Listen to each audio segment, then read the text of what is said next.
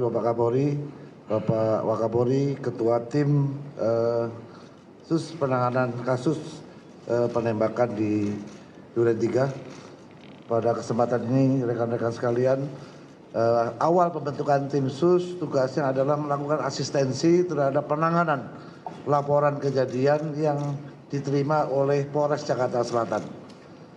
Kemudian mulai bekerja tanggal 12 Juli kami melakukan olah TKP selama 4 hari berturut-turut untuk mempelajari situasi dan kondisi TKP secara umum sampai hal-hal yang bersifat khusus yang melibatkan laboratorium forensik Polri, yang melibatkan Inafis Barreskrim Polri dalam rangka untuk memperoleh gambaran yang seterang-terangnya tentang situasi kejadian pada saat tanggal 8 Juli di mana dilaporkan ada kejadian tembak-menembak yang terjadi antara Brigadir Joshua dan Baradae yang mengakibatkan Brigadir Joshua meninggal dunia.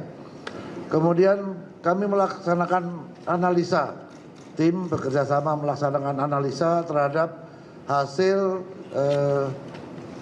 pemeriksaan atau otopsi yang dilaksanakan oleh kedokteran forensik Polri.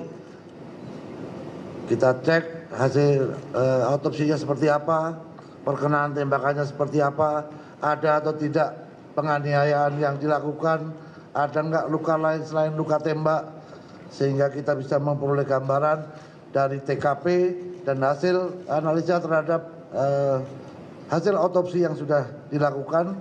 Kemudian pada saat kita melaksanakan olah TKP, kita juga berusaha untuk mencari sidik jari dan DNA di seluruh lokasi yang kemungkinan menjadi aktivitas orang-orang yang ditemukan pada saat pertama kali ada kejadian.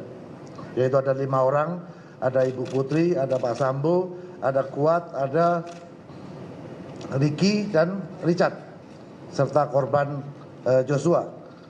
Sehingga ini dijadikan pijakan awal bagi tim Sus untuk melakukan langkah-langkah penyidikan. Karena apa? Karena laporan daripada keluarga korban Joshua ini baru dilaporkan kepada Mabes Polri pada tanggal 18 Juli.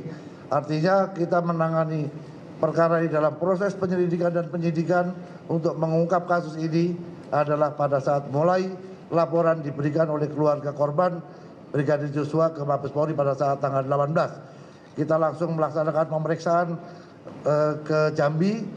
Saat ini kita sudah periksa lebih kurang 47 saksi yang terkait dengan kejadian ini. Kemudian kita juga memperoleh ya tadi Pak Irwasum sudah menyampaikan beberapa kendala yang ditemukan selama proses penyidikan dan penyelidikan yang dilakukan, dan syukur alhamdulillah dengan kegigihan daripada seluruh tim yang bekerja, karena mungkin melihat ancaman hukuman pasal 338 Yunto 5556 KUHP cukup tinggi, karena yang bersangkutan tidak merasa punya kepentingan sendiri. Oleh karena itu Baradae ini membuat pengakuan yang disampaikan kepada penyidik setelah dilakukan pemeriksaan secara maraton, dan itu terjadi kepada tersangka-tersangka lainnya sampai bisa mengungkap tabir kejadian yang selama ini menjadi tanda tanya masyarakat. Apakah benar terjadi tembak-menembak atau ada kejadian lain yang disembunyikan dari laporan yang dilakukan.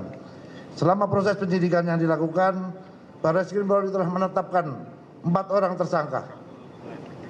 Yang pertama, Barada RE. Yang kedua, Bribka RR. Yang ketiga, tersangka KM. Yang terakhir, Irjen Pol FS. Dengan peran dan persangkaan masing-masing tersangka sebagai berikut. Barada RE telah melakukan penembakan terhadap korban. Tersangka RR turut membantu dan menyaksikan penembakan korban. KM turut membantu dan menyaksikan penembakan terhadap korban. Irjen Pol FS menyuruh melakukan dan menskenario peristiwa seolah-olah terjadi peristiwa tembak-menembak di rumah dinas Irjen Pol Verdi Sambo di Komplek Polri Duren 3. Berdasarkan hasil pemeriksaan keempat tersangka, menurut perannya masing-masing, penyidik menerapkan pasal 340 subsidiar pasal 338 junto pasal 55 56 KUHP dengan ancaman maksimal hukuman mati, penjara seumur hidup atau penjara selama-lamanya 20 tahun. Demikian Bapak Kapolri yang dapat kami sampaikan. Mudah-mudahan ini bisa memberikan jawaban kepada masyarakat atas keseriusan institusi Polri untuk menjaga marwahnya kepada masyarakat. Terima kasih. Wassalamualaikum warahmatullahi wabarakatuh.